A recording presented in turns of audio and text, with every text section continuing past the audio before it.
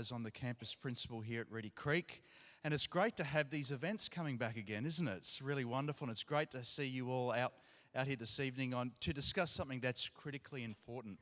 And it's also a real honour and a privilege to have someone of Dr. Coulson's experience here with us this evening and expertise. He's a well-renowned author and public speaker who talks on a whole range of issues, but tonight obviously talking about expectations and around school success. And for me, this is what really, it's exciting for me because this is what reflects who we are as a school at King's.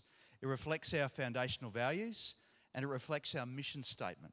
And our mission statement is about educating students in Christian leadership for tomorrow's generation. So at King's, we are all about building up young people who are leaders who can impact their generation. And when I talk about leaders, I'm talking about character, integrity, excellence, people who are fulfilling their God-given potential. And that's my passion. And that's what, yes, we do a lot of things as a school, but in the end, my heart is to see every single student realize their God-given potential. And that just doesn't happen. It's a partnership between school and home, focusing on every student as an individual, their gifts and their talents, and seeing them really grow into everything that God has for them. So I hope you're looking forward to this evening. I certainly am, and I'm very much looking forward to hearing what is shared, because it's going to be powerful and it's going to be very empowering for all of us. I'd now like to pass it on to Ms. Katie Baldwin, who will be introducing our guest speaker for this evening. Thank you, Mr. Myers. As he said, it is wonderful to be back together and to be able to do things like this. So thank you for coming out tonight. I hope you enjoyed a coffee on the way in and being greeted by our college captains. We had wonderful sessions today with Dr. Coulson with our students. So he's spoken to students from Year 5 through to Year 10 today. So if you've got a child in that age bracket, I hope they've come home raving, or they at least give you some information of what they got out today, to ask the question now if they haven't.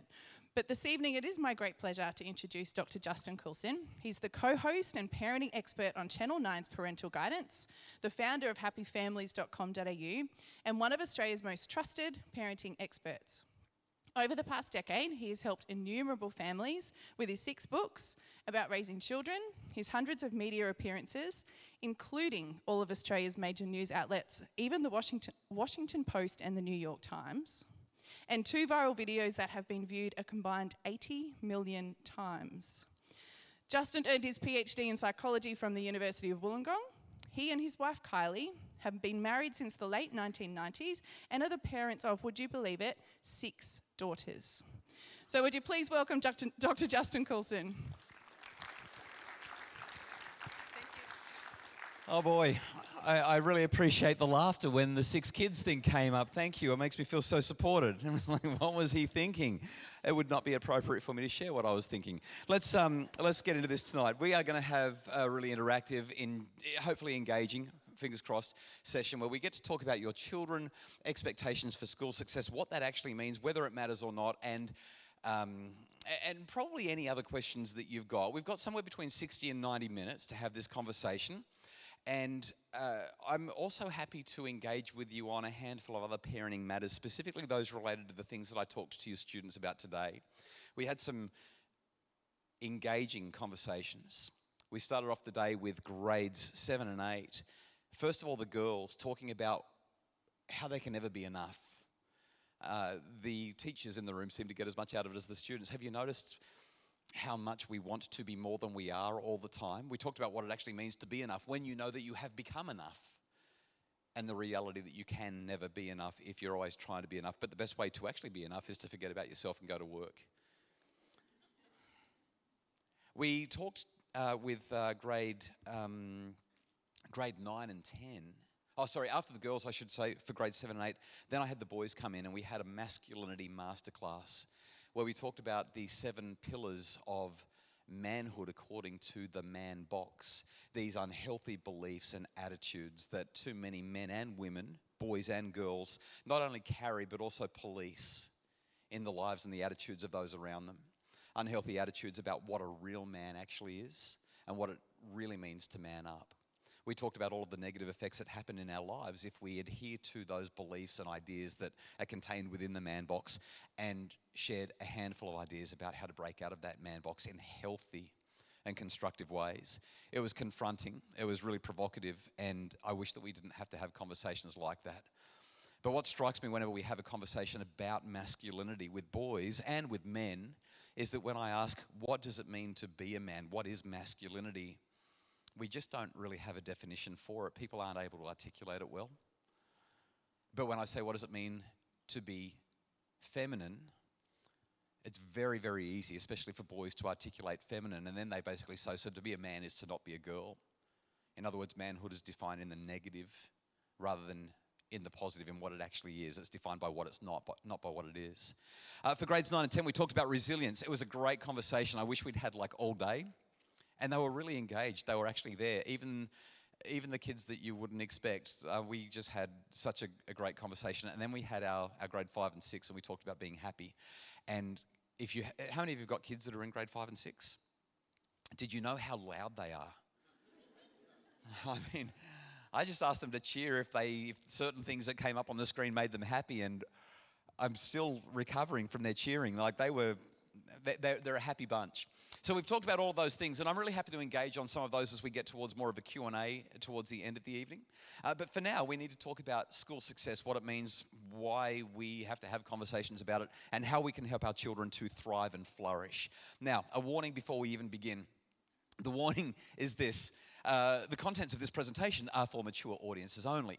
It's not like it's R-rated or anything like it. It's that we're going to talk about ideas, viewpoints, challenging concepts that may be confronting and provocative for some of you. Some of the things that we'll discuss tonight are not the run-of-the-mill standard thing that most parents think they're going to hear when they show up to find out how they can help their child to be the Ducks of grade 3. Have you noticed, by the way, for those of you who are on Twitter, just raise your hand if you're on Twitter. Okay, for the 4 of you who are on Twitter, that nobody in their Twitter profile or on their Instagram profile says Ducks of kindergarten. Like, we make a really big deal about our children being successful at school, but how important is it in later life? We're going to start to challenge some of those ideas and talk about what matters most when it comes to school. So that's just a warning. It's a heads up. Before we start, there are 2 other things that I really need to highlight. The first is that this is interactive. I do have the microphone. That means that I get to do most of the talking. I'm so sorry. But it's interactive. And I'm going to say some things that are going to create reactions. Not because I'm trying to be a provocateur. That's not it at all. But rather because if I don't give you something to think about, something to be challenged by, what was the point of being here? You might as well have watched Married at First Sight. I'm so sorry for those of you who got dragged here and missed out on Married at First Sight tonight. I know that there's at least 1 or 2 of you in the audience, there always is. But I mean, why come along to a night like this if it doesn't make you think or rethink? I love it when people challenge me and my assumptions. I'm energized by it. I'm invigorated by it. Because that's how we learn, that's how we grow, and that's how we work out where we really stand on issues.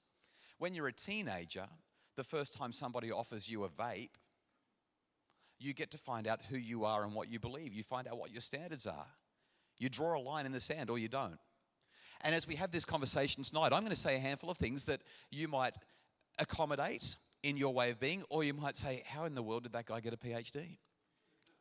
This is nuts. But at least you'll be thinking it through. And the purpose of tonight is to have some potentially slightly uncomfortable discussions just so we can work out where we stand and why. Being able to articulate it is so important because over the next few years, your children are going to say, this is the worst. I hate you. Why are you making me do this? I don't want to. And at that point, if you can't articulate it here in this nice, safe, easy environment, how are you going to articulate it to your kids? So we want to be able to get to that point. If not tonight, at least start the process tonight. Okay, so please push back. Please react. Please put up your hand and say, doesn't pass the sniff test for me. It's not what I want for my children. But if you do, please be prepared for me to gently and politely challenge you back. And we will engage in a conversation so that we can both learn from it, and so can everybody else as they squirm. Saying, thank goodness I didn't. I was thinking it, but I'm so glad I didn't say it. I promise you, I don't want anyone to feel uncomfortable. And if you're not comfortable with it, you can just say, I'm not sure. It doesn't resonate. I don't know where to go. And then we can open it up to everyone else. So it is fully interactive, okay? The second of the 2 things that I mentioned, that I would bring up is just that you are actually the expert on your child, I'm not. I'm going to share with you a whole bunch of research findings. On average, here's what happens. And I'll talk more about averages later. But the reality is, I don't know what you're dealing with your children. I don't know what their strengths are, what lights them up, what their academic potential and capability is. And so we need to make sure that everything that I say isn't taken as gospel truth. It's a bunch of research ideas that are generally helpful on average for most people most of the time in typical circumstances. Okay, that's my caveat. Any questions? Okay, let's start. I've put together some slides. We may or may not actually get through all the slides. I'm much more interested in the conversation than the presentation. So if we divert, go on tangents, please know that that's perfectly fine. This is just to get us going. Question number one, what are your expectations for your child's success at school? Can you have a talk with the people around you? If you're here on your own, it's a great opportunity to say, hi, I'm part of the community, let's get to know each other. If you're here with your partner and friends, have the conversation together. But please don't sit on your own. Please have a conversation with somebody. I'm going to give you about 3 minutes in groups of 3 or 4 to just answer the question. Have you even thought about it? Where do you go from here? 3 minutes begins now.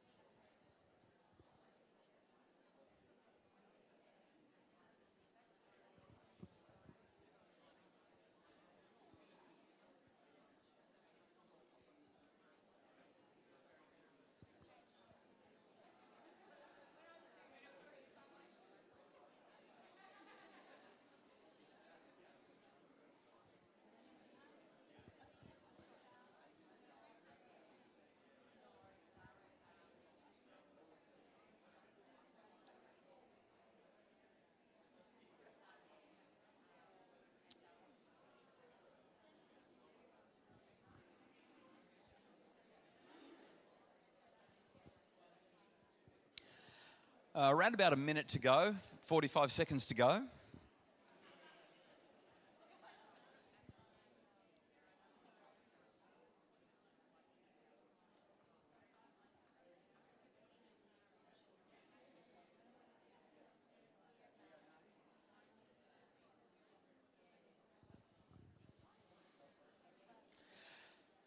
Okay, about 20 seconds to go. I'll get you to start to wrap up that conversation now.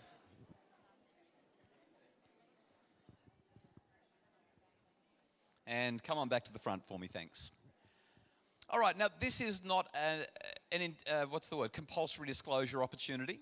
You don't have to share, but I'm really curious, did you say anything that surprised you as it came out of your mouth? Or did you say anything that you felt you're supposed to say in this setting even though you don't really believe it? About what your expectations are? Or, yes, thank you. Wow, and how long have you been married? 16 years, okay. For those of you who missed it, this gentleman at the front has said, I surprised my wife by what I said. So before I find out what you said, what did you expect? What's your name? Shane. What did you expect Shane to say? And your name? Kirsten. Okay, Kirsten? Kirsten, with an accent? Okay. Kirsten, what did you expect Shane to say?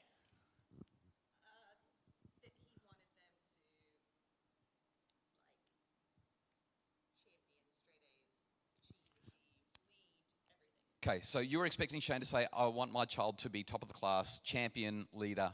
How many of you were expecting that to be the response from the people you were talking to? How many of us actually think that everyone around us is just pushing their kids to succeed and drive hard and be at the top of the...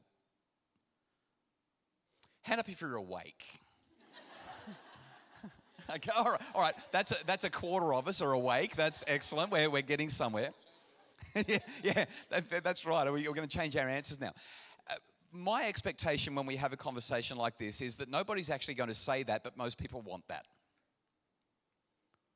Does that resonate? I saw a bunch of heads nod. How many of you are expecting that most people would say, I want my children to be amazing, to be the best, to be champions, to be just,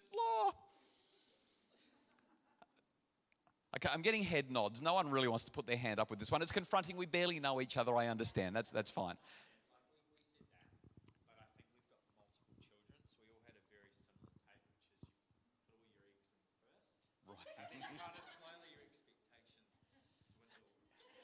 Did you all hear that at the back there? Yeah? You put all of your effort and investment into the first one, and then over time your expectations just get lower and lower and lower as the kids come along. How many kids have you got? 3. Okay, I've got 6. Okay, and our baby, we don't even look at her. I'm like, whatever. You've all seen that meme, right? Your first child drops a dummy on the floor and you sterilize it. The second child drops the dummy on the floor and you wipe it on your shirt. The third child eats dirt and you don't even look at him, right? So we're at number 6. Okay, so Shane, what did you actually say? Oh, Shane, hold the mic so everyone at the back can hear. Right underneath your mouth. Almost kiss it, but it's COVID territory, so... So I said that I'd like my children to put in maximum effort just to try their best. And that surprised you, Kirsten? Okay.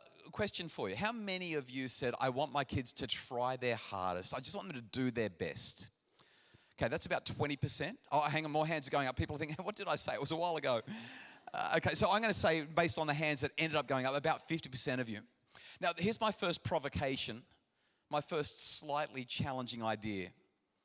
How often do you try your best? 90% of the time. Okay, so if your children have to do 6 subjects, is it okay if they don't try their best in one of them? Or what about 2 of them? At what point does trying your best, what actually is your best? When, like, okay, over the weekend, how many of you, I mean, we're on the Gold Coast, for crying out loud, how many of you surf or have kids who surf? Less than I expected. I was down here, I'm from Brizzy, and we're in the process of moving to the sunny coast. The furniture truck takes our stuff away on Friday. Very excited. We don't have a house for a month then, but it'll be in storage and we'll figure it out. But on the weekend just gone, we were down here on the Goldie, stayed at Kira for the long weekend. For those of you who surf, you will know that over the weekend, Snapper was cranking. It was unbelievable. If you want your child to do their best at school and they love surfing and Snapper is on fire, is it okay for them to surf, or do they have to do their best? What does do your best mean? What about friendships? What about church involvement for those of you who are religiously oriented? What about nippers and other sporting activities? What about chess club? At what point do we say you don't have to do your best in everything? What does it actually mean to do your best, and why do they have to do their best? Now, I don't know if I have great answers for any of this, but I want to ask the question, I want to provoke, and if we're not going to do our best, does that mean that we're going to settle for mediocrity? And is it okay to settle for mediocrity when you're 8? Shane? I would say for them to putting in their best would be that they're going to live up to whatever potential that is in them. Okay, I love this. And here's my second provocation, and I'm so sorry it's you both times. Because this response of achieving your potential, and Russell mentioned it before as well, it's the motto of a number of schools, and it's in so many ways, I love it. And I don't want to sound like I'm saying, you know what, so long as they survive, it'll be okay. That's not what I'm saying. But can you please put up your hand if you've achieved your potential? Just hands up, all of those in the room who have achieved their potential. Come on, don't be modest. Surely there's one person in the room who has achieved their potential. Sorry, my hand's up. I just realized I'm giving an example here. Now again, I agree with you, Shane. And yet I think that there's something that we all struggle with, and that's clumsiness of language around what we're trying to get at when we say, what are your expectations for your child's success at school? Because how many of you, I know that you're all saying that you haven't achieved your potential yet, but how many of you, when you were in grade 4 or grade 9 or grade 12, were even close to achieving your potential, even for an 8-year-old or a 14-year-old or a 17-year-old? Not even close for 99.999% of us. And so when we say, I just want you to achieve your potential, what does that actually mean? I think we all understand the intent, but I'm not sure that the words we're using are helpful. I'm not sure that they're quite right for where we're going here. So I'm going to come to you, Kirsten, and then I'm going to come to, I can't see because of the lights. I think it's a gentleman over there, but if it's wrong of me to say that, I apologize. Kirsten, what were you going to say? Oh, hang on. Could you hold the mic as well? Thanks. So we have 3 kids. Our oldest son is 13. And he came to us a couple years ago. He's very bright, and we want him to work to his potential. However, he knows that he can just kind of do the bare minimum and does really well. And he comes to us and says, well, I don't care about the certificates, and I don't care about being on the honors, and I don't care about any of that because it doesn't matter in the real world. Which is like 99% true, but how do you get him to do anything? Now, at this point, we're getting to an attitudinal and motivation issue, right? Yep. I've got a PhD. Nobody's ever asked me what my grades were. Ever. Oh, you got this paper? All right, fine. How many of you have ever been asked about your academic transcript? Okay, there's one person in the room. 2 people. What do you do? You're a corporate lawyer, and somebody said, I want to see your academic transcript. Okay, lawyers are a special breed. Let's just... And only for the first 2 years. Once you've got runs on the board, no one cares. Okay, and you put your hand up as well. What do you do? Accounting. Same sort of, yeah, I was going to say, but I didn't want to be rude. but yeah, and was the lady behind you, same again? You're a teacher, really? And you've been asked to... Okay, all right. So 3 of you have proved me wrong. Sometimes people will be asked for their academic transcript, but it's pretty unusual. And it's mostly meaningless. Yep. But they don't. What was your comment?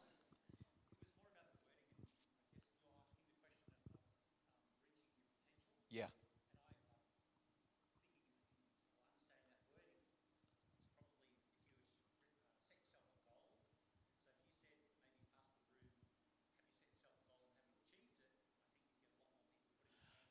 Great. I love this. Have you set yourself a goal and achieved it? And does that help us to see whether or not we're starting to achieve our potential? Anyone ever set a goal and achieved it? Okay, for the rest of you who haven't, we can talk about that later. I can help you. Okay, because you'll need to for this conversation for your children. Can I ask your name, please? Stuart. What I love about this is now we're starting to get somewhere in terms of what your expectations are for your child's success at school. Because it's not so much about getting the A's or leading the class or being the superstar. It's about saying, what do you want to get out of school? What's school supposed to do? What is the purpose of school generally, and what is the purpose of school for your child? All of a sudden, we've completely shifted the goalposts and we've individualized the schooling experience. And now we're making progress. Stuart, it's a profoundly important idea that you've shared. Because if we all just buy into this thing that we've got to go and go and go and go and go and get the best results and be the lawyer or the accountant or the doctor or the dentist, no offense to all of those of you who are at the top of your professions and doing those things because you got the highest ATAR or UAC or whatever it was called back then, or OP that you could get. But what does that actually mean if your child grows up to hate what they are doing? How would you respond if your child came home and said, I want to be a tattoo artist? Is it possible that you might say, I'm paying all of this money for you to go to this really nice school, and you want to what? Any tattoo artists in the room? There is one. No, I'm just kidding. What about if they said, you know what, I want to be a footy player. I want to be a pro netballer. I want to be a pro surfer. I want to be a welder. I want to be a florist. Every single one of those vocations is honorable and fabulous. And yet we have a society that says, go to school, get good grades, go to uni, get a profession, earn lots of money so that you can get a ridiculous mortgage, so that you can afford to buy a house near the beach at Mermaid, so that you can live indebted and under stress and pressure for the rest of your life, but at least you live near the beach and you've got capital growth working for you.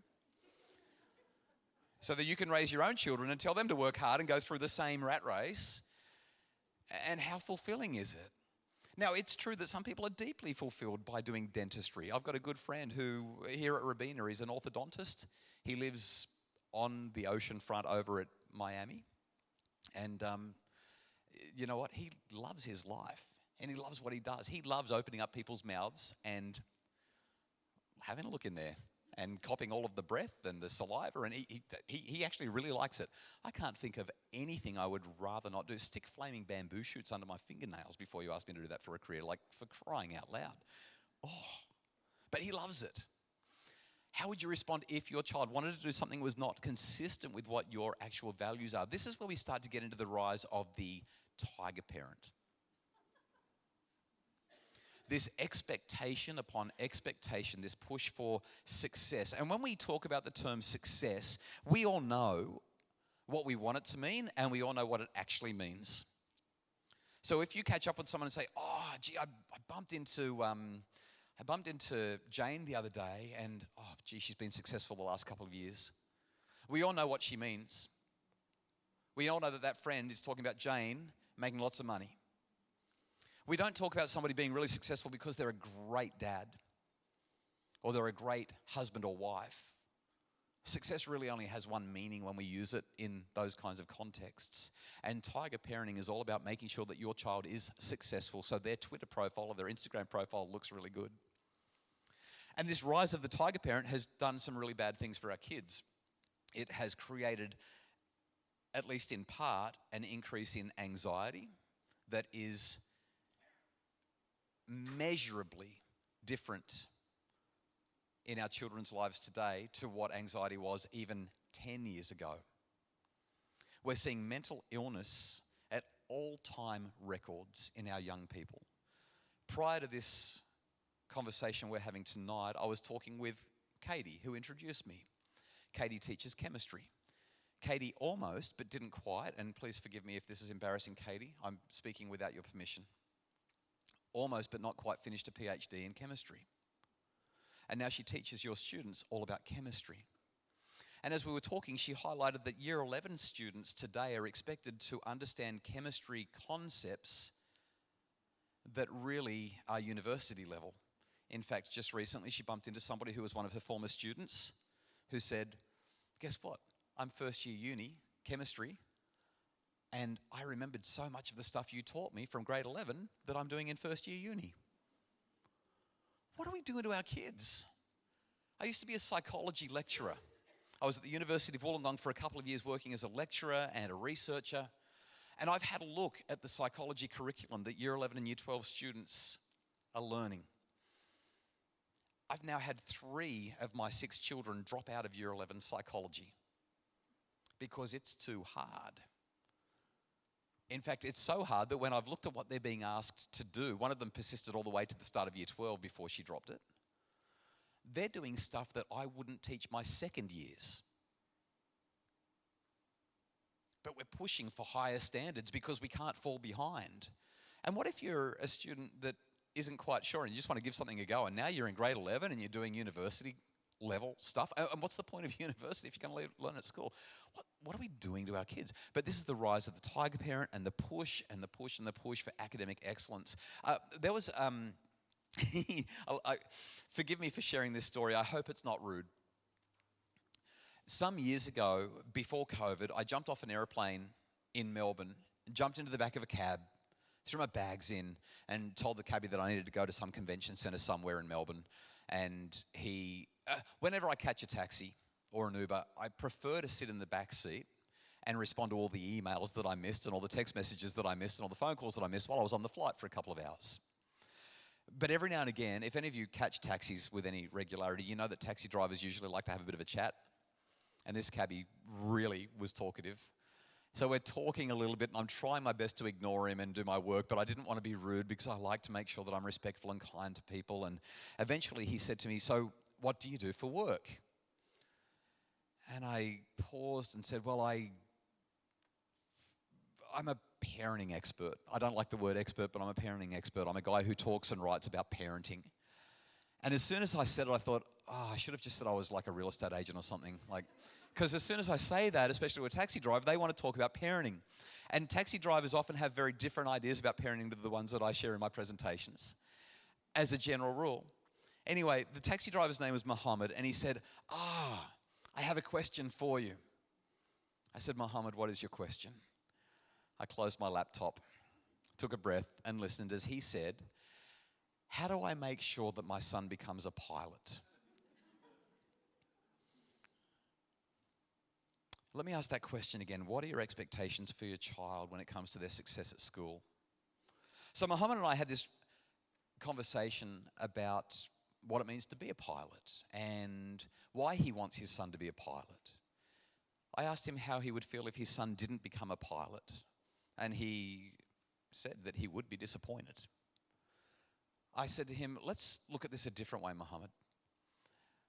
Why is it important that he becomes a pilot?" And he said, "Well, it's because that means he's been successful, and it means he's applied himself, and he's fulfilled his potential, and he's worked hard." And I said, "Well, could you do any number of other occupations and still fulfill your potential and work hard and so on?" He said, "Yes." I said, "Does being a pilot have anything to do with your character as a person? Like, would you rather have a son who's a lousy kid but a great pilot, or would you rather have a son who's a great kid and a lousy pilot?" Well, you don't want him to be a pilot if he's going to be a lousy pilot. But you know what I mean? Character or career, what matters more? But Mohammed was still not convinced at all by my line of conversation. I said, "All right, let's spin this around again. Let's talk about you and your dad. You're in Melbourne driving a taxi. What does your dad think of you?" And he said, "My dad thinks he's very proud of me. I've left India. I've come to Australia. I've set up a home. I'm now earning Australian dollars, and I'm earning reasonable money even as a taxi driver, and he's very, very proud of me." I said, "Would he be proud of you if you'd done other things?" He said, "Oh, probably." And I said, "Why?" He said, "Because he's a good man and he loves his son." I said, "Are you a good man? Do you love your son?" Now, he had to think about it, because being a pilot, his son being a pilot is an important identity thing for him. But eventually he said yes. I said, "Well, tell me about your dad. What does your dad do?" He said, "He lives in the north of India. He's a subsistence farmer. He lives day to day and he trades what he can if he's got anything left over." I said, "Well, that's an extraordinary story." I said, "How do you feel about your dad, even though he lives a materially unsuccessful life?" And he became really emotional. Mohammed said, "I love my dad. He is a good man." And he began to tell me about the characteristics of this hard-working, humble man. I said, "Mohammed, as your son continues to grow up, how do you think that he'll look at you as a taxi driver?" And then he became very emotional. He said, "I hope that he feels about me the way I feel about my dad." I said, "So how important is it that we judge somebody by their career and that we even try to push them into a career? Why are we going down this track?" And the conversation continued for another few minutes until we arrived at the convention centre. Just before I got out of the cab, I said to him, "Mohammed, there's a couple of questions that I haven't asked you that I really should. Question number one, does your son want to be a pilot?" And he looked at me quizzically, strangely, as if the thought had never occurred to him. He said, I don't know." "Mohammed, how old is your son?" 6 weeks.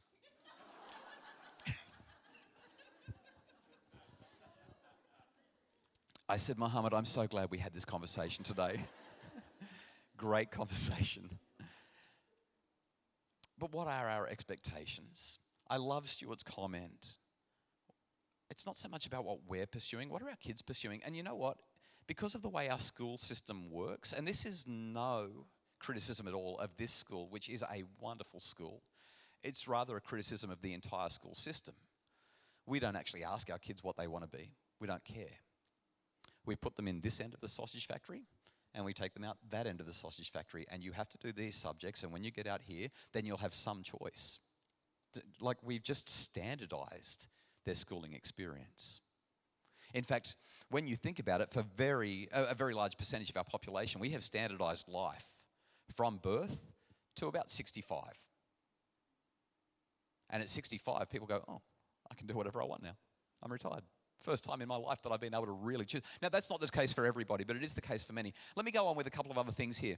This is some stats here. These are school retention rates and the change over time by sex from 2011 to 2020. This is what's happening in our schools over the last decade or so. In 2011, 84% of our kids were finishing high school, if they were girls, and now we're up to 88%. For boys, we've seen a similar increase, but it's still lower. I can't emphasize this clearly enough. If you have boys, they are less likely to stick at school and less likely to thrive at school. And there's all kinds of reasons that we could get sidetracked with. Schools are not set up to deal with boys. The school system is not set up to deal with boys. Boys, when I had grades 7 and 8 come in, the girls came in first. They sat down. I chafe even using this word, but I'm going to use it anyway. They were demure. They were passive. They were quiet. They were attentive. They were just delightful. And then the boys came in, and they were noisy, and they were bumpy, and they were smelly, and they were disengaged, and they were pinching and punching their friends and swinging on their chairs and swinging their hats. And it took a video of a young 14-year-old lighting his nipple on fire to get their attention. I mean, they're just different. They're not designed to sit. Boys are designed to use their bodies in ways that girls seemingly are not. And it's hard for us to describe why and understand why scientists haven't got to the bottom of it, and scientists are still arguing a little bit about what a girl is. Sorry, that's the only political thing I'll say tonight. Actually, this whole thing's political, let's be honest. But what we know is that boys do struggle at school more. That doesn't mean that they can't achieve. I mean, we've got lawyers, doctors, accountants, and all sorts of things in this room who are both male and female, and we give everybody opportunities. But boys do tend to struggle more. Boys are much more likely to drop out of school at a younger age. They're much less likely to matriculate. It's just the way our system currently works. Now, let's have a look at the share of the population who hold a bachelor level degree or above in Australia from 1989 to 2021. In 1989, when I was in grade 8, only 8% of the population in Australia held a bachelor's degree or higher. And until 2 years ago, it was still only 30%. Now, something very strange has happened just in the last 12 months. It suddenly popped up to 50%. I don't know how that's happened. I don't know if it's because we closed the borders and everyone who's educated from outside the country who wanted to come in now can't, or did, or maybe they weren't educated. I've confused myself. I was trying to be political. It didn't work. It sounded much better in my brain than it did coming out of my mouth.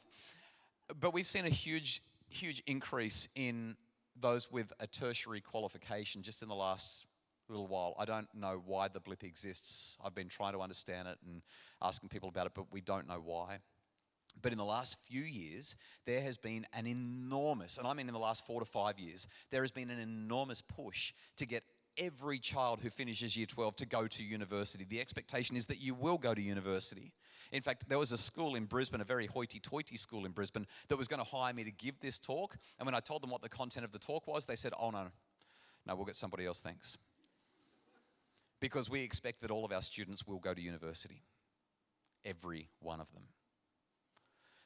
But statistically, that's not fair. And I think when we come to goals, I don't think that's right for our kids either. At all.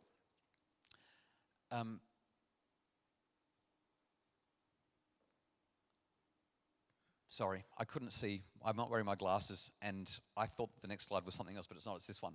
Just some more stats on what's going on with the university. University graduates from pharmacy, rehabilitation, and teacher education study programs have the highest employment rate compared to all other fields. If employment is important to your child, if employment is important to you, these are the fields at the moment that are getting the most kids employed, the most university graduates: pharmacy, rehab, and education. Can't get enough of these professionals. But is that what your kids want to do? Is the goal of education to make sure that kids are employed? Or is there something more to it? Is school just to make sure your kids have got a job?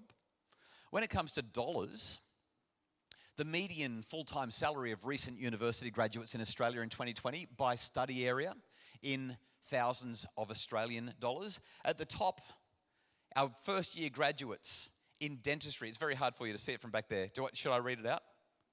Dentistry. They graduate and they earn 84 grand first year out of uni. What do you want your kids to study for? Is it money? Is it prestige and affluence? This chart matters if that's the case. Medicine, 75,000. Teacher education, 70,000. Social work, 70,000. Engineering, 69.5. Health services, 65. Law and paralegal, first year graduates are on 65 grand. Let me go all the way down to psychology, first year graduates, 63. Most overrated degree that you can do. Just putting it out there. But why are we sending our kids to school? What's the point of their education? Is it so that they can earn the big bucks? Is it so that they can be employed? Or is it about something else? What are we trying to achieve when it comes to our children having success at school? What does success mean? I mentioned this before, but I want to highlight it again. I don't think we can emphasize it enough. There is dignity in doing hard and dirty work. If you have a look at the bloke on the screen just there, you might find that he looks a bit like me, but with no hair. It's my dad. My dad left high school in grade 10. He became an insurance salesman. Then he met my mum. My mum was studying to be a school teacher. She got into law at Sydney Uni, but she didn't believe in herself enough, so she transferred out of law and into education. She became a high school teacher. After a couple of years of teaching high school at Erina High School on the New South Wales Central Coast, she decided that teaching was not for her. She didn't have the temperament for it. She spent more time shouting at the kids than she did teaching them. And so Mum and Dad started selling lounges in their lounge room. They found a wholesaler in Sydney. Dad bought himself a little truck. He'd drive down to Sydney every fortnight and pick up a lounge or two. He'd stick one of them in the garage. He'd put the other one in the living room. They'd advertise the lounge in the local paper at just under retail prices, but a little bit more than wholesale prices. And for a few months and years, they started to sell lounges like that. And my dad went out and bought a milk run. Not what you'd call a very prestigious kind of job. Would you be proud of your kids if they were, well, we don't have milkos anymore, but if your child started a business, let's say she starts a landscaping company, or he opens up a shop detailing cars. Are you going to say, look at my kid go? Or are you going to say, oh, I spent all that money on education, and look what he's doing with his life? Over time, they sold the milk run, actually made a profit out of it because Dad built it up so much. And they bought no, they didn't buy, they rented a premises. And then another one, and they set up a whole lot of furniture stores. Until Harvey Norman kind of took over the world when it comes to furniture. And so Dad had this truck that he was doing deliveries in once or twice a week.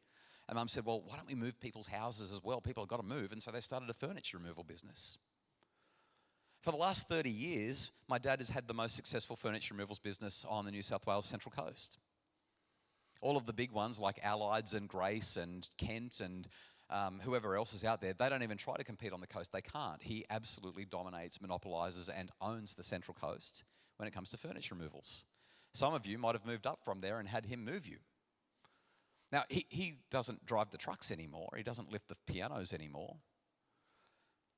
But when you meet somebody at a barbecue and they say, so what do you do for work? And you say, I'm a furniture removalist. You know what happens to the conversation? It doesn't go very far. People don't find that particularly interesting. People don't want to talk about furniture removals. There's other things that are much more compelling. And yet, my dad's raised 6 kids. He's put them all through private schools. He's been entrepreneurial. He and Mum have just done extraordinary things. And there is dignity in hard work. And sometimes when we kind of watch our kids growing and we see them struggling at school and they've got a learning difficulty, or the teacher says they're falling behind and they're not here and they're not there, and we say, oh, but all of my goals and all of my dreams, I want them to do their best. I want them to fulfill their potential.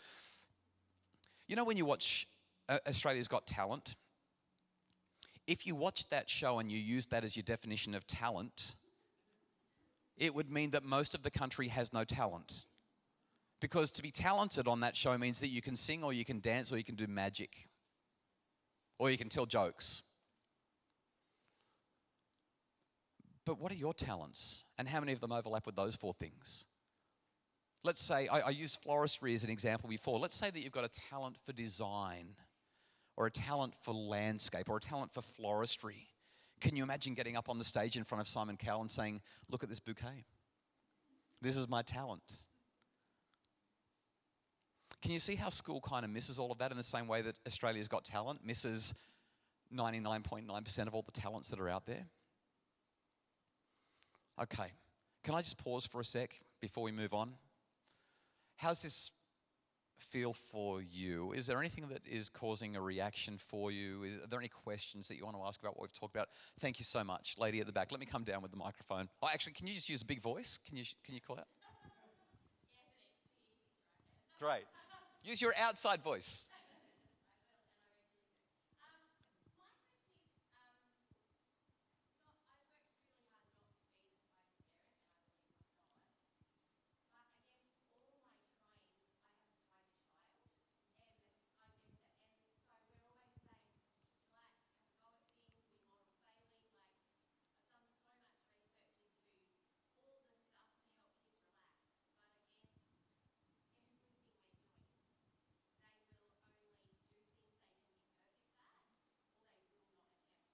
I'm so glad you asked that. I heard about 74 people in the room go, when you said that.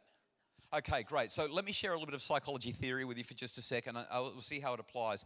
In psychology, many of you all have heard of Carol Dweck and her growth mindset kind of stuff, right? You either think you can, or Henry Ford said you either think you can or you think you can't. Either way, you're right. Before Carol Dweck existed, Ford knew it, and before Ford, Emerson knew it. He said that which we persist in doing becomes easier for us to do. Not that the nature of the thing itself has changed, but that our power to do has increased. This idea that if you work at something, you get better at it. But what Dweck discovered in the 1980s, before she became famous for her growth mindset stuff, which is really a watered down and less empirically sound version of her 1980s work, is that we have different orientations towards tasks. We can either have a learning orientation or we can have a performance orientation. And I'm so glad you asked the question, because it really applies to this whole idea of success at school and success in life. A learning orientation basically is what we would now call a growth mindset. A learning orientation says, I don't know how to do this. How exciting. I'm going to look incompetent for a while I figure this out. I'm going to learn a new language and make a million mistakes, but eventually I'll learn the language. A performance orientation towards a task is divided into 2. There's either performance avoidance or performance approach. Performance avoidance happens when we ask somebody to do something that they don't have the competence for. And if they have a performance rather than a learning orientation, they say, oh, I can't do that, no. And that might be what many of us do as adults nowadays. Do you remember once upon a time when you used to love to go for a run? Or you used to love to go for a bike ride? Or maybe it was a surf, or maybe it was whatever your favorite activity used to be, but you haven't done it for about 25 years. And if somebody asked you to go for that 5K run today, you'd laugh and say, I don't think my knees and my ankles and my back and my shoulders can handle it. No. And we have an avoidance reaction to it. But if we know that we can be competent, then we approach it. And what Dweck and other researchers have found is that when you're dealing with this, I'm only going to do it if I look good approach, what has happened is your children have fallen into this performance-oriented mindset. I'll approach it if I'm good at it, I'll avoid it if I'm not good at it. Make sense? Our job as parents, therefore, is to shift them into a learning orientation. And that's a really hard thing to do because they're so used to being evaluated, they're so used to being measured, they're so used to being reported on. So here are a couple of really provocative ideas for you. Number one, don't make any judgments about performance, ever. When the report card comes, I'm so sorry, teachers, for saying this. When the report card comes, do what I do.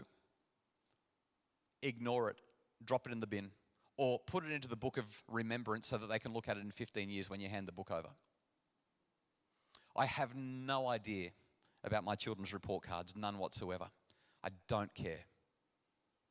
And it's not because I don't value education and learning. I have a PhD, for crying out loud. I value education and learning. I know what a difference it makes.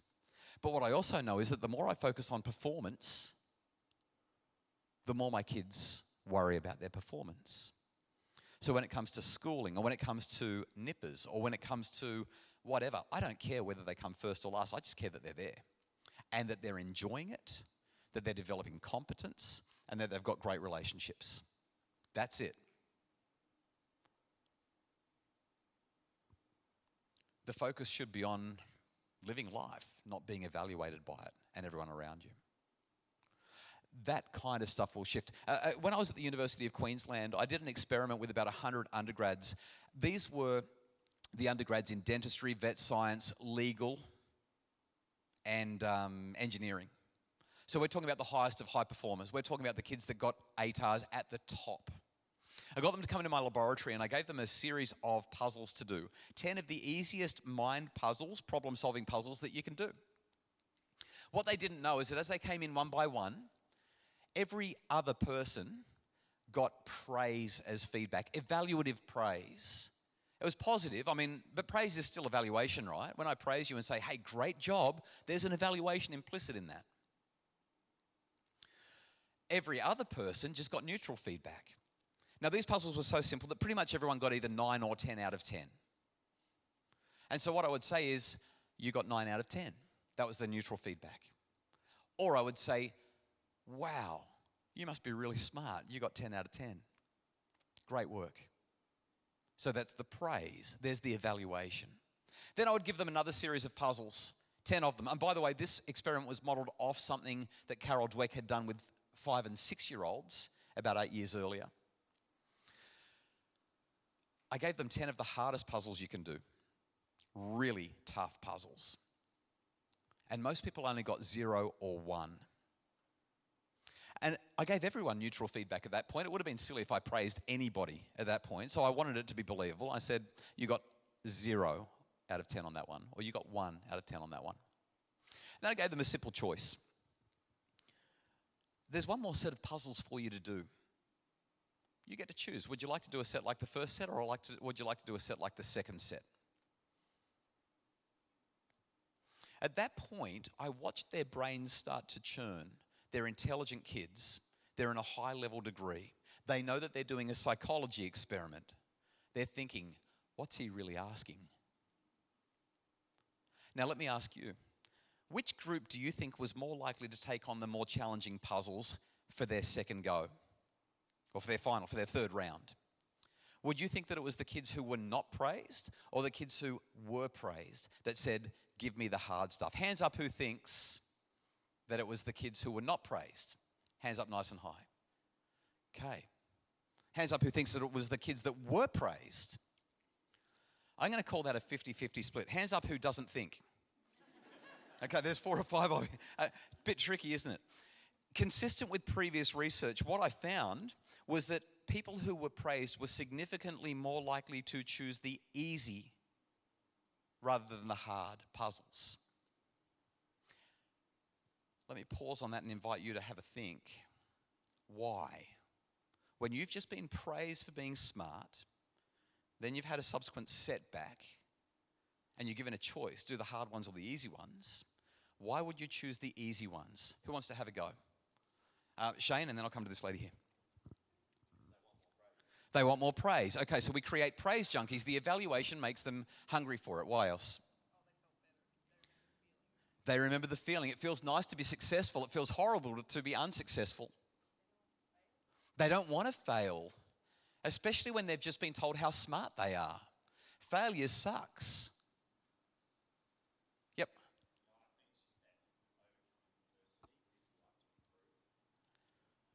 They want to improve, and yet they've gone to the thing that they got 9 or 10 out of. You can't, 9 or 10 out of 10. You can't improve when you're at the ceiling already. What's your comment?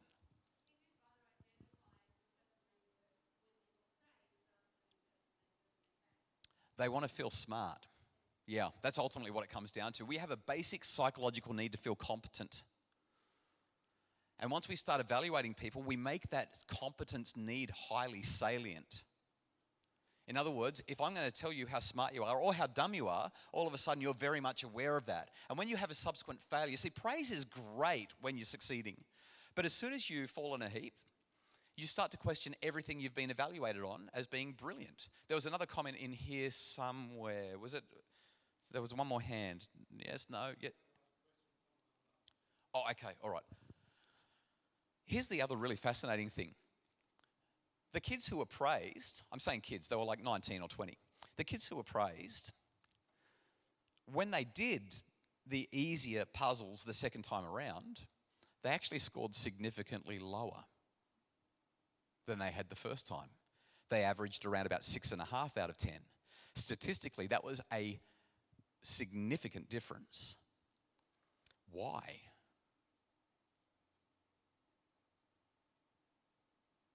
Yeah.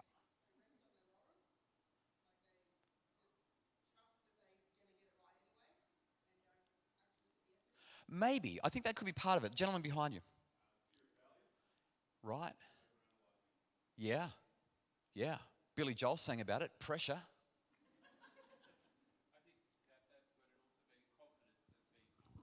Yeah, their confidence has been hammered. Hang on, he said that I was really smart. I got 9 or 10 out of 10. Now I've failed at something. What's going to happen next? So the first thing that I would say is report cards are not that important. By the way, when I said that, I had a teacher that I'm not going to identify pump their hands and go, hell yeah.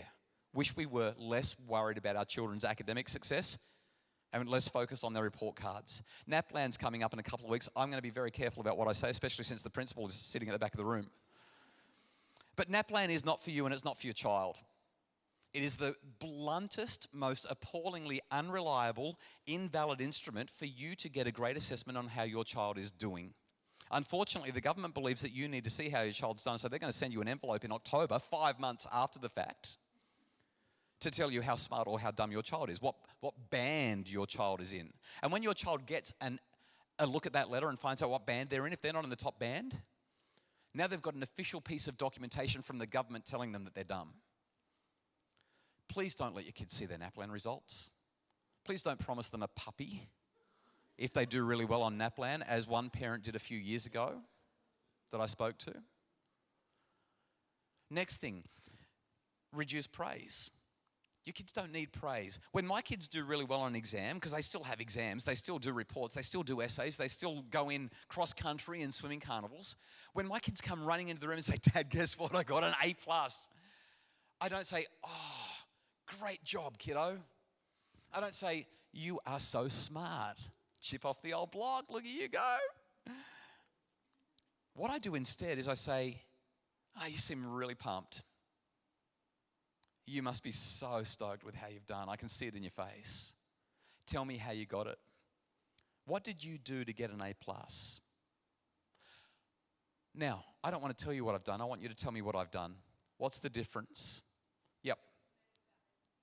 Hang on a sec. I need to come over there. I can't quite hear you. That's not an outside voice.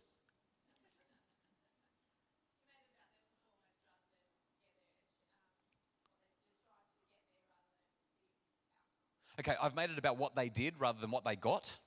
Okay, that's part of it. And Carol Dweck will talk a lot about focusing on performance rather than outcome. That's not why I'm doing it. I think that her research in that area is a little bit iffy, but yes, that's effectively part of it. Yeah, what's your comment?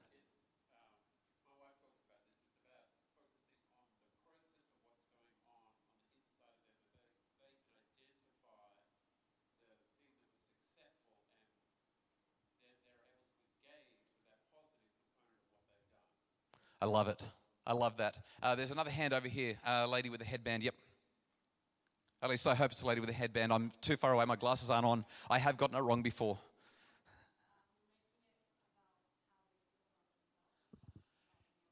Yes. And that's the more, these answers are where we start to get into the really sophisticated stuff. This is not parenting 101. This is advanced parenting. It's not about you and your evaluation of them. What I'm doing is I'm saying, I can see how stoked you are. Why don't you tell me if I'm seeing that right and why? What did you do? How did you do it? Why is this important to you? Would you like to do it again? How can I support you to get there next time? My evaluation is irrelevant. It's about how they feel about it. And it's hard to figure it out. Like the first couple of times, if you try this, you'll really struggle. But that's the second thing in answer to your question, okay? We're minimizing praise and we're minimizing focus on evaluation and reports. Here's the third one. This one's going to be the most provocative thing I've said tonight. And I know I've said a couple of provocative things. We want to reduce competition.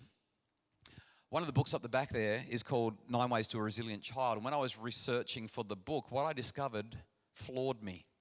Competition, as a general rule, is bad for our kids' resilience. And I thought, that can't be right. And I looked at study after study after study that shows that competition is bad for our kids' resilience until they're about 14, at which point they start to understand how competition works, what it's all about, and then they get to choose for themselves whether it's good or bad for their resilience. But it's bad for business often. I'm talking about the corruption that exists because people have to win the competition. When people incorporate the outcomes that they get competitively with their identity, I'm a winner or I'm a loser. Research shows that kids who are losers, they give up. It's bad for their resilience. But kids who are winners in the competition, when they bring that into their identity, when they make it part of who I am, every time they go out on the sporting field, every time they sit down to do an exam, every time they go to do whatever that thing is that they're a winner in, they feel increasing levels of pressure, just like the kids in my study, to do better and better and better, to keep on winning and winning and winning. And when they don't win, what do? They have a big hissy fit. They chuck a big sad. How many of you got kids that play cricket? A handful of you. Okay. Were your kids part of the changes to junior cricket that happened a few years ago? Hands up if they were. No? Okay. A few years ago, Cricket Australia realised that they were hemorrhaging cricket players, just losing them left, right and centre. Junior cricket, too hard. Long pitch, hard ball, boundaries a long way away. Some kids can play it, some kids can't. It's a pretty complicated sport. You've got to be skillful to play cricket well. And so what the cricket board decided is they were going to run a pilot program. Let's change the rules of junior cricket. We're going to bring the boundaries in. We're going to use a softer ball on a shorter pitch. And you don't get out until you face 30 deliveries, even if you get out on every one of those 30 deliveries. You can hit 36s or you can have middle stump bowled out 30 times. You still face 30 deliveries. Everybody bats, everybody bowls, everybody has a go at wicket keeping. And people said, oh, for crying out loud, we're cotton wooling our kids. We're bubble wrapping them. They're just raising a spoon-fed, soft, not drinking enough concrete generation. You and I drink some concrete, harden up kind of thing. And everyone went, oh, wowzers, like what are we doing to our kids? And here's what happened. At the end of the year, what they found is that the kids liked cricket more. And they came back the next year. Oh, and the parents liked cricket more. It was a huge success. Why? Because the evaluation, the competition was removed and kids were out there to develop competence and relationships. And when those two things become the focus, guess what? Everyone suddenly gets better at this stuff. And they enjoy it more. And they persist with it more. So that's the third idea. Okay? Take away the evaluation. Stop praising. That doesn't mean that we should become critical, by the way. We still love our kids like crazy, but we just let them praise themselves. And change the focus of competition. Now, I'm not saying pull your kids out of organised sport. Stop competing entirely. That's not what I'm saying, because it's part of the culture. But shift our focus. When the kids walk off the field at the end of the game, don't say, oh, kiddo, I was watching you. Next time you've got to do this. Pass the ball sooner. Keep your eye. You're not even watching that. You've got to get it. That's what we often do, especially dads that want to get... I remember, I couldn't believe it. I'm on the sideline of a netball court and I started abusing the 14-year-old referee. I became that parent you read about in the paper. I'm the parenting expert with a PhD in psychology. The referee could not see with her two perfectly good eyes what I could see very well with my one. And a parent did tap me on the shoulder and say, "Do you want to come and get a drink?" I was like, "No, can you not see?" And they're like, "Yes, I can see. That's why I thought you'd like to get a drink." And then I realized, am I doing that? And they said, "Yeah." And I said, "Hey, let's go and get a drink." I had to have a hot chocolate to calm down because my child was being unfairly treated. Competition is not good for us, especially for us parents. I'm not saying that we should drag our kids out of competition. What I'm suggesting is that as they're walking off the field or the court or whatever, we should say, "Was that fun? What treat do you want now?" And that's about it. Let them talk about it. Don't give them advice. Fourth and final thing in answering your question, autonomy, autonomy, autonomy. If you want your kids to be engaged and involved in stuff, give them the option to choose. Let them act volitionally. Stop forcing them. Stop pushing them. Don't be a tiger parent. Now, I know that you've suggested in your question that you're definitely not tiger. You're intentionally stepping away from that. But I'm going to mention it anyway, autonomy. Now, we could talk about that for hours and hours and hours, but I think we've got to talk about a couple of other things as we move towards a conclusion. This is Todd Rose. Todd Rose has written a couple of books that I think are incredible. We're going to reference one of them again shortly. It's called The End of Average. He's written another one called Dark Horse. Two of the best books that I've read over the last few years. Absolutely brilliant. Todd Rose dropped out of high school at 17. Todd Rose married his high school sweetheart at 17. Todd Rose had 2 kids by the age of 20. And things were not looking good for Todd Rose. He sold chain link fences so that he could support his family while he lived in his in-laws' basement with his wife and 2 children. But then, in his early 20s, Todd went back to school and he graduated high school and then he went to university. In the universities in America, there's this very clearly tiered system. He went to a very low-level university, the only one that would accept him. But he graduated from university. Not only did he graduate, but he graduated with highest honors. He surprised himself and everyone around him and did so well that he actually got accepted into Harvard and became a professor in the Graduate School of Education. Todd Rose today runs a think tank in Boston, Massachusetts. I interviewed him on my podcast about a year ago. He became the director of the Mind, Brain and Education program at Harvard. He's the author of a couple of books. The guy is a dead set genius. But if you saw him at 17, he had not fulfilled his potential or even anything close to it. This is John Willenborg. Buff guy. John Willenborg attended UC Berkeley. No, I'm not going to tell you that he became a serial killer. It's okay. He attended UC Berkeley, which is prestigious. He became a marketing manager in a big company over in the United States. John Willenborg dropped out of corporate life to become a welder. Who's more successful? Who's fulfilled their potential? Who would you be more proud of if they were your son? Please forgive me for only using males in these examples. I could have picked plenty of females as well, but these were the ones that I wanted to pick on. John Willenborg, as a welder, became the founder of Optrix by Body Glove. Then he became the founder of ExoLens, which used to make all of the lenses for your iPhones and your Samsungs and that sort of thing. Nowadays, he's the founder of Owl Vans, which is this, you kind of buy your camper van and they add on all of these welding additions to it to make it awesome for when you go camping. The guy's a multi-millionaire. I mean, he's been incredibly successful, but ultimately he's a welder who's got some good ideas and knows how to monetize them. Maybe because he went to UC Berkeley, I don't know. But ultimately, he's a tradie. How many of you are doing today what you thought you'd be doing when you left school? Hands up, nice and high. I'm going to say that's 20%. We put so much pressure on our kids. And yet 20% of us are actually doing what we thought we'd be doing. And that's great if you knew, but so many of us don't. This guy here,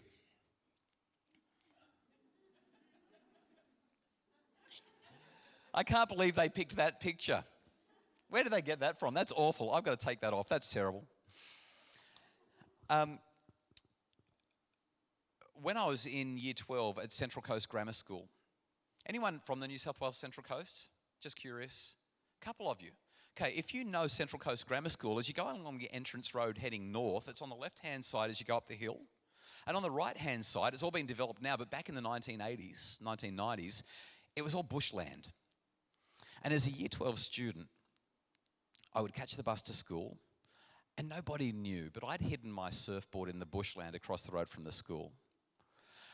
Back in the early 1990s, we didn't have mobile phones. Roll call happened in first period. Actually, it was roll call class. It wasn't even first period. And then it happened in the last class of the day. I'd get to school. I'd have my name marked off. And then when the bell rang for the end of roll call, instead of walking to my first class, I'd walk out of the school across the road, get changed in my boardies and a T-shirt, jump on a bus to go to the beach, where I would surf for most of the day before I would catch a bus home back to school in time to get changed back into my blazer, shirt and tie, and walk in, do my last period of the day, and get my name signed off as if I'd been at school all day. My poor parents in the early 1990s were paying well over $10,000 a year for me to go surfing. I'm not proud of it. And when I graduated Year 12, graduated is a funny word. When I finished Year 12, my HSC results told me that I scored in the bottom 15% of the state. That's 1-5. The bottom 15% of the state. My parents were beside themselves. But I knew that I wanted to be a radio announcer. I wanted to work in radio stations, and that's what I did after school. I got a job at a radio station, and then I got a job at another one, and I ended up at Brisbane's B105, where we played all of today's best music while you worked.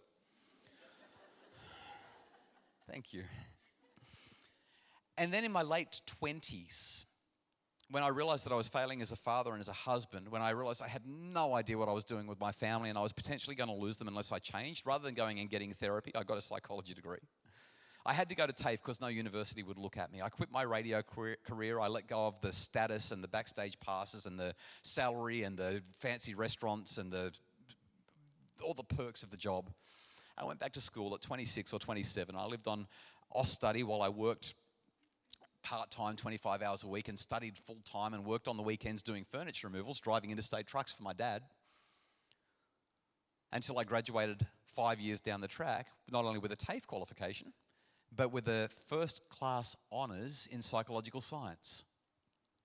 How does a guy that scores in the bottom 15% of the state get first-class honours in psychological science? Standards are slipping, obviously. And when that was finished, I realized that a psychology degree is the most overrated degree that you can get, because you can't do anything with a psychology degree, even though you spent 4 years working hard to get one. You've got to go and do a master's or a PhD. And I got accepted into a master's program as well as several PhD opportunities. And 3.5 years later, I had my PhD. And then I became a lecturer and a researcher. And nowadays, I've just finished my 7th book and I'm working on my 8th. And I have got my own TV show, and I'm standing here in front of you doing this. At what point do we say that schooling has been successful? At what point do we say this worked? And what if I hadn't done this sort of stuff, but I become Australia's best radio announcer with no education, or Australia's best real estate agent? Or maybe I'm not even Australia's best anything. Maybe I'm just really good at doing what I do in my local area. Maybe I have a little chocolate factory and I make some boutique chocolates. Or I live up at Mount Tamborine and I sell fudge. And I make people happy. Is that okay? Absolutely. I guess what I'm really saying is that we put a lot of pressure on ourselves and a lot of pressure on our kids. Sometimes we don't. Sometimes there's other people putting pressure on everyone else. And we're just caught up in this system. Now, it matters that we do as well as we can based on our goals and based on our values and based on where we are in our maturity. But I was not mature enough as a 17, 18-year-old to be at university. In fact, as a university lecturer, I decided something very clearly. Your kids should not go to university. University is not for kids. It's for adults who want to learn. Because it's not about getting through university, it's about getting university through you. Does that make sense? What's the goal of education? It's to change you. It's to change the way you think. It's to make a contribution to the world. It's to imbue what you do with purpose and meaning. And if you're just trying to get through uni so you can get on with your career, I kind of feel like we're missing the point of education. What does success in education actually look like for you? I Hopefully this has changed a few ideas. Ultimately, and I mentioned this already, we live in a standardized world. But if you can see this clearly, what we've got is we've got this bloke here and this guy here. And guess what? When you take into account their height, weight, shoulders, their reach, their chest, their torso, their waist, that is, their hips and their legs, they're completely different. But if you look at their average measurements, they're the same. In other words, each of those is an average male.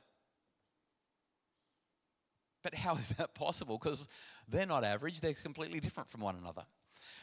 We started to work out this jagged profile just after World War II. The Americans lost more planes and more pilots and more aircrew in World War II due to plane malfunction and pilot error than they did to enemy fire.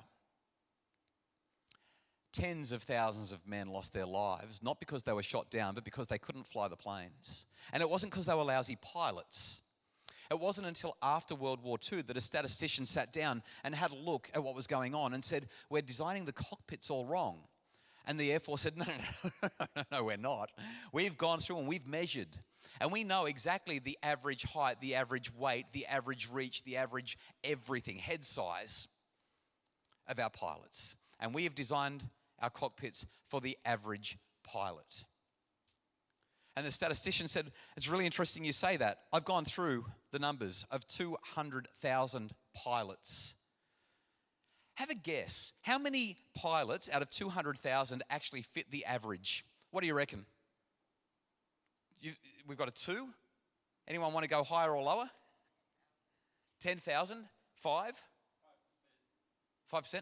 0. There was not a single pilot whose measurements lined up with the average pilot. So you've got some pilots with longer legs, some pilots with shorter legs, some pilots with longer arms, some pilots with shorter arms, some pilots with longer or shorter trunks, or whatever. So if we're designing a cockpit for the average pilot, and none of them are average, guess what? We're going to have a lot of pilot error. We've designed our school system the same way. We've designed our school systems for the average student. We've designed our universities for the average student. How many of your kids are average? None. Now, this is the system that we have to work. Oh, by the way, you know how when you get in your car, you can go zzz, zzz, zzz, zzz, with your seat? It came about because of this study. It was the people who were in the Air Force who realized that pilots did not all fit the cockpit quite right. Hang on, we need to make our cockpits adjustable for pilots of different heights and lengths and reaches and whatever. So they started to adjust that. And then there was a trickle-down effect from the military into our passenger cars today. Isn't that fascinating? Todd Rose told me that in The End of Average. Amazing book. So if this is the case, can I just make this case? School is not for everyone. Now, it's for a lot of people, but it's not for everyone. And if your child is a bit like I was, they might actually be okay. Maybe. So long as they are doing some stuff. So over the next 3 or 4 slides, I'm going to go through this fairly quickly. We need to wrap up. I'm going to share with you a handful of things that we can do that are going to matter, that are going to make a difference. First of all, when it comes to school, emphasize competence and relatedness. These 2 basic psychological needs. Emphasize, are you having fun? Do you love the people you're with? Does it feel good to be there? What are you learning? If we do that, school becomes much more useful for everyone. Number 2, ask your kids what they love and why. This gets in touch with Stuart's idea. What are your goals? What are you working towards? What do you care about? How can we help you to get there? You might want to do this thing and it's got nothing to do with half the subjects that you're doing, but guess what? You've got to do well at school to be able to do it. I've got a daughter who wants to be a vet. And most of the subjects that she's studying at school have nothing to do with vet science at all. Most of them are generally unrelated. But in order for her to get into uni to do vet science, she kind of has to play the game. So now that she knows what she loves and why she loves it, we can look at the different things that she can do. But there's a broader scope here. Like, let's say you've got a child who absolutely loves sport. Why do they love sport? What is it about sport that they love the most? Do they love the physical activity? Or is there something else? Maybe they love the strategy. And so maybe They could become involved in leadership, or they could become involved in management. They could become involved in strategic planning. Maybe they could become a sports coach, or perhaps they could become a business leader where they're using the same strategic mindset to puzzle things out. The guy who is the inspiration behind the Brad Pitt movie Moneyball, he was written about in Michael Lewis's book. I can't remember his name, unfortunately, but he was this kid that just loved baseball. But what he really loved was baseball stats. He didn't know that there was a career in baseball statistics, but he became a very, very successful and wealthy guy because as he was self-publishing these books that 200 people were buying, they just happened to be the right people that were buying them. Until one of the baseball clubs said, "You know stuff we don't know." What do you love and why? What do your kids love and why? What are their goals and why? And how can we direct them in those areas? And just because they love sport doesn't mean they love sport. What is it about sport that they love? Cameron Schwab, former AFL coach, stepped out of AFL coaching. Why? Because he just loved leadership. He loved leadership more than he loved footy, and he loves footy. And now he's a leadership consultant with some of Australia's biggest companies. Next idea. Choose breadth, not depth. There's a whole library of research that shows that when we push our kids all tiger, you've got to get ahead of the pack. You've got to be the Ducks of Year 12. You've got to get into the great degree. You've got to be speaking 3 languages and playing 4 musical instruments. You've got to be amazing. When we go all tiger, what happens is our kids, they do actually leap ahead of the pack. They do look extraordinary. They're the ones that walk up on the stage every awards night and they get all of the awards. And I admit, when I see that happening and my kids aren't getting them, I feel a pang of jealousy. I'm like, oh, my kids have got so much potential. They could be doing that as well. But what research shows, and we need kids like that. We need families like that. We need people like that because we need... I'm not suggesting this is a bad thing. What I'm suggesting is that when we look at the research, a better thing is a range of experiences. Breadth, not depth. Tiger Woods, all he knows is golf. Roger Federer hated tennis. His mum was a tennis coach. He refused to learn. He played every other sport that he could, and he was really good at a number of them. Until one day he picked up a racket and had a hit and said to his mum, maybe it's not as bad as I thought. I think he was about 17 when he started playing tennis. And we all know how that turned out. One of the best tennis players, if not the best tennis player of all time. I know it's a contentious issue for anyone who... Choose breadth, not depth. Personally, and please forgive me for being personal here, I would not be a great... Let me undo that. Let me start that again. I would not have the #1 podcast in the country for parenting and family if I didn't have a radio career. See how the breadth starts to... And the research shows that when you're in your 40s, in other words, if you don't peak too early, when you're in your 40s, you start to bring together all of the breadth and range that you've accumulated, and poof, all of a sudden, all that stuff that was a problem when you were 17 isn't a problem anymore because of the breadth of experience that you can pull together. Now, there are some important caveats around this, and I'm going to get to them in just a sec. But I want to highlight these. Reduce competition. I've already talked about it, so I won't spend more time on that. Encourage a gap year. I'll let that sink in for a sec. Not every child needs a gap year. Some of your kids should be straight into uni. They know where they're going. They know what they're doing. They're pumped for it. Send them. I would say it's probably 10 to 15%. The other 80, 90%, sorry, live maths. The other 85 to 90%, give them a year or two off. Let them grow up a bit. My eldest daughter, the one who wants to be a vet, she went to uni because I pushed her. She got in. She failed a subject. She barely passed 2 subjects. She did okay in 1. At the end of semester 1, I said, kiddo, you got to get out of there. You shouldn't have been there. It was my fault. I shouldn't have sent you. I shouldn't have told you to go. And she's like, well, what am I going to do? I said, I don't care what you do. Grow up. You're wasting your time and you're wasting your money. Not my money, your money. You're wasting it all.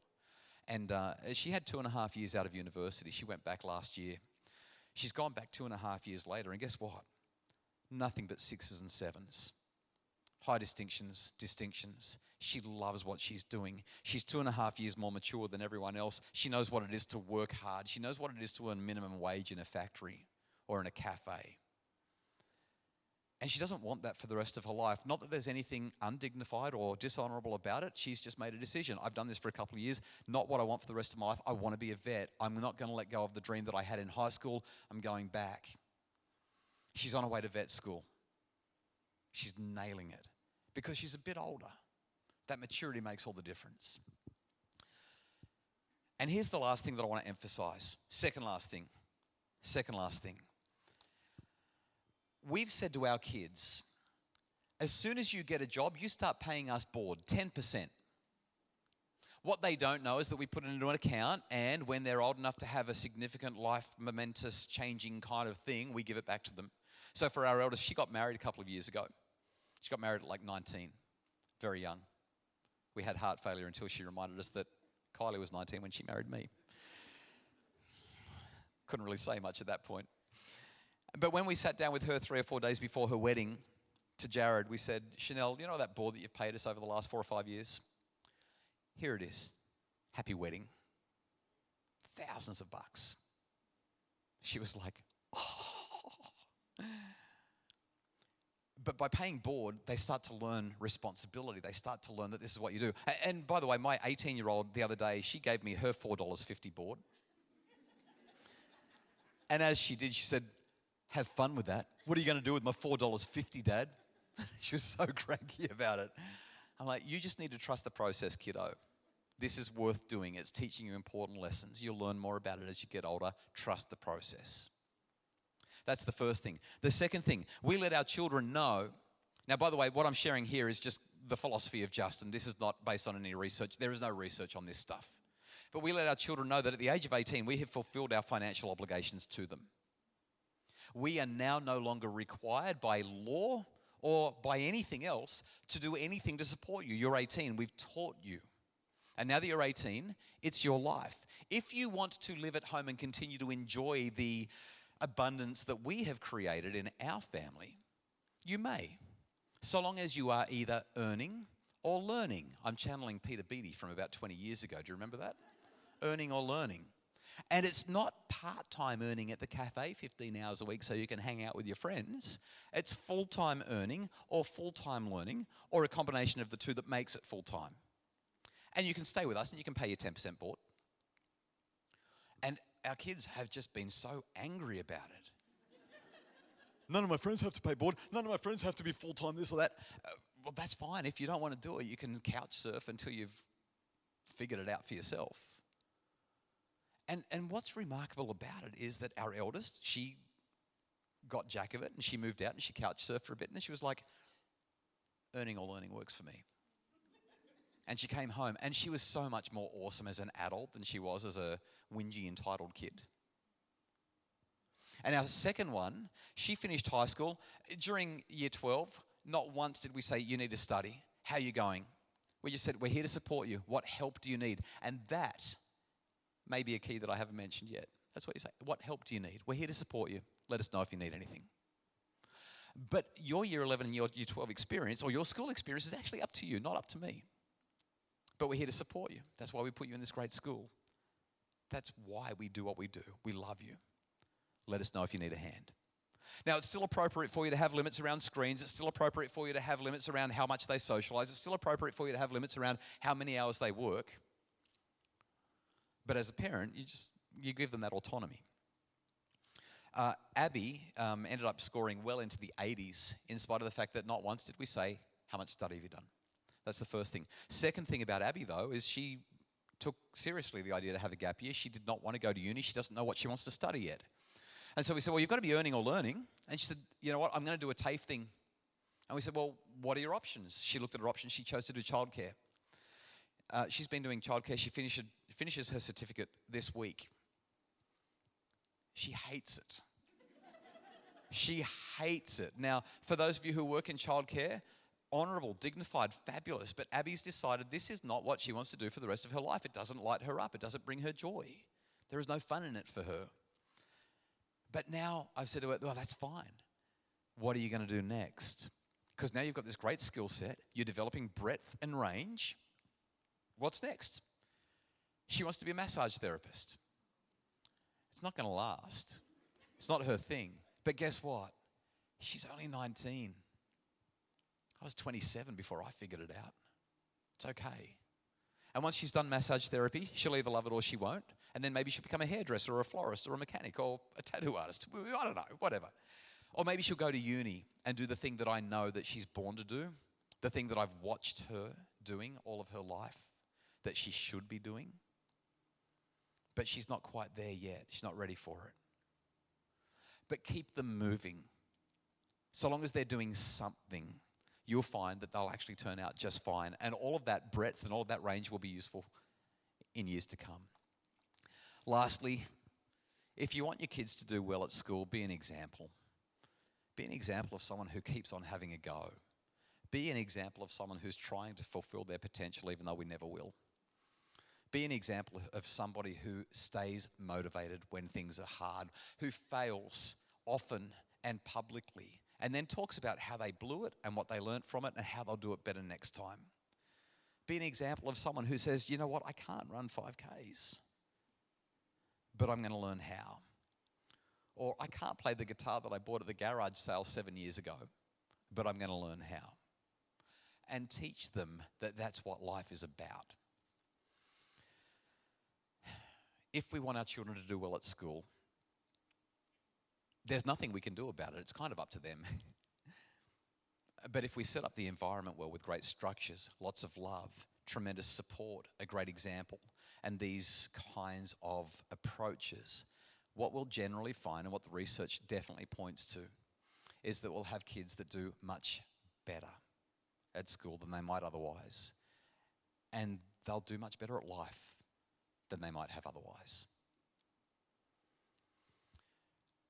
It's been really fun talking to you tonight.